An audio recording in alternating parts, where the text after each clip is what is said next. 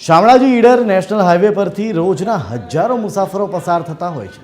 સતત ધમધમતો આ હાઈવે તંત્રના વાંકે એટલો બિસ્માર થઈ ગયો છે કે વાહન ચાલકોની સાથે સાથે હાઈવે આસપાસના ગામના લોકો માટે હવે આ હાઈવે જીવલેણ સાબિત થઈ રહ્યો છે।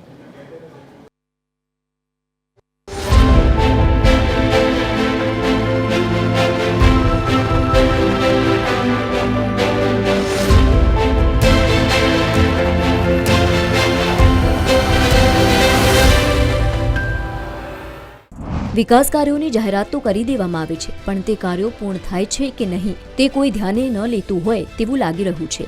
આવું એટલા માટે કહેવું પડી રહ્યું છે કારણ કે શામળાજી ઈડર નેશનલ હાઈવે ઓથોરિટીની બેદરકારી સામે આવી છે।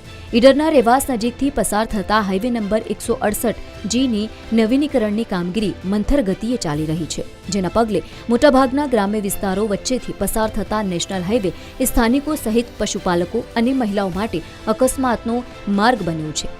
અનેક રજૂઆતો છતાં કામગીરી પૂર્ણ નથી કરવામાં આવી, જેના પગલે દિવસ રાત હાઈવે પરથી પસાર થતા સ્થાનિકોને સર્વિસ રોડની બંને તરફ બનાવવામાં આવેલી ગટર પરથી જીવના જોખમે વાહન લઈને પસાર થવું પડી રહ્યું છે। હાઈવે રોડ પરની ગટર પરથી પસાર થતા સમયે પશુપાલક મહિલાઓને વાહન સ્પીડ તેમજ અકસ્માત થવાનો પણ ભય સતાઈ રહ્યો છે। આ નેશનલ હાઈવે બન્યો ત્યારથી બહુ તકલીફ પડે છે। છોકરાને લેવા મૂકવા જવા દિવસમાં 4 વાર મારે પોતાને ખુદને મારે એટલા 4 ઓટા થાય દિવસના। દૂધ ડેરીમાં જવું હોય, પાણી લેવા જવું હોય, કોઈ બી કામ માટે આપણે જવું હોય રોડ ઉપર તો બહુ તકલીફ પડે છે। જે આ નેશનલ હાઈવેનું કામ ચાલુ છે ને એમાં જે સાઈડમાં સર્વિસ રોડ બનાવ્યો છે એમાં 400-500 મીટરનો જે રોડ છે એ બાકી રહેવા દીધો છે કોન્ટ્રાક્ટરે, અને કોન્ટ્રાક્ટરને પૂછીએ છીએ પણ કશું સરખા જવાબ આપતા નથી।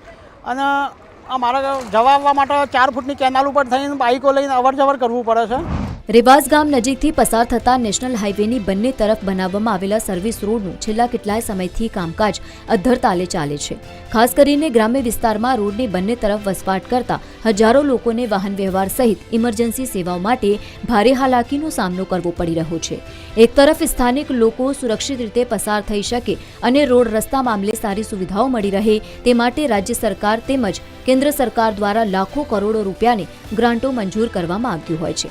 જો કે શામળાજી ઈડર નેશનલ હાઈવે ઓથોરિટીની બેદરકારી તેમજ આળસના પગલે સ્થાનિક રહીશોને ભારે સમસ્યાનો સામનો કરવો પડી રહ્યો છે। અને નેશનલ હાઈવેના કામો અમારા ગામમાં બંને બાજુ સર્વિસ રોડ મૂકેલા છે, અને સર્વિસ રોડ અને નેશનલ હાઈવેની વચ્ચે ગટર કામ કરેલું છે। એ ગટર કામ એટલું બધું બદ્ધર થયેલું છે કે જેના ઉપર થઈ અને જવું અત્યારે જોખમી થયેલું છે। આગેવાનો અને સ્થાનિકોએ તંત્રને અનેકવાર રજૂઆતો કરી છે, પણ પરિણામ શૂન્ય જોવા મળી રહ્યું છે। અકસ્માત સર્જાય અને લોકોના જીવ જોખમમાં મુકાય તો જવાબદારી આખરે કોની તે પ્રશ્ન વણઉકેલાયો છે। TV13 ગુજરાતી માટે નીતિન પટેલનો રિપોર્ટ, સાબરકાંઠા।